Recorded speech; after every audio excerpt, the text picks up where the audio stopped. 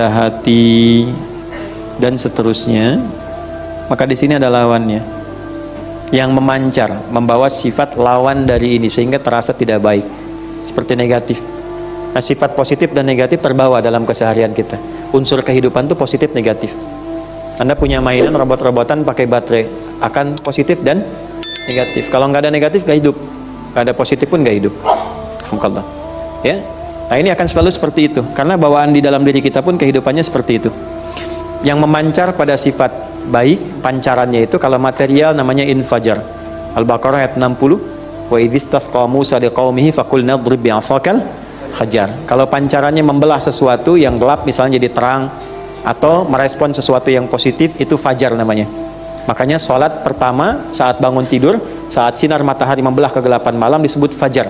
Quran surah 17 ayat 78. Ya, aqimis salata liduluki syamsi ila ghasaqil laili wa qur'anal fajr. Inna qur'anal fajri kana masyhuda. Tapi kalau pancarannya sifat yang tidak baik, dirasakan kurang positif, fujur namanya. Ini huruf sama, tapi kalimat harokat bisa berbeda, makna bisa tidak sama. Laha dengan alaiha tidak sama. Kasabat dengan iktasabat itu beda. Laha ma kasabat wa alaiha mak tasabat. Itu tidak sama. Ya, raghiba fi dengan raghibaan itu beda. Sama-sama raghiba, fi senang, an benci. Takwa akumulasinya ini, lawannya ini. Nah, sekarang tugas kita bagaimana menghidupkan yang takwa, menekan yang fujur. Jelas? Ini ada supporter yang mensupport kita supaya ini bisa muncul ke permukaan. Namanya malaikat.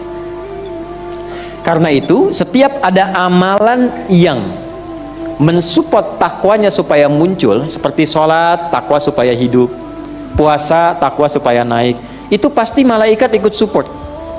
Contoh paling cepatnya begini, ini pasti dirasakan. Panggilan sholat itu apa namanya?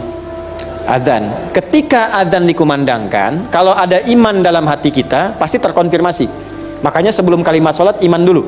Alladzina yu'minuna bil ghaib wa yuqimunas.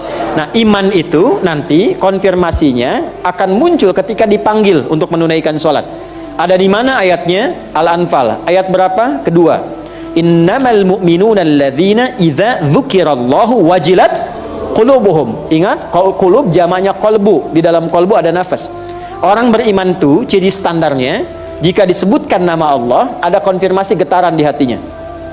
Getaran itu getaran iman, beda. Tidak sama dengan ketika Anda di jalan pelanggaran lihat polisi, ada getaran juga tuh. Itu bukan getaran iman. Baik.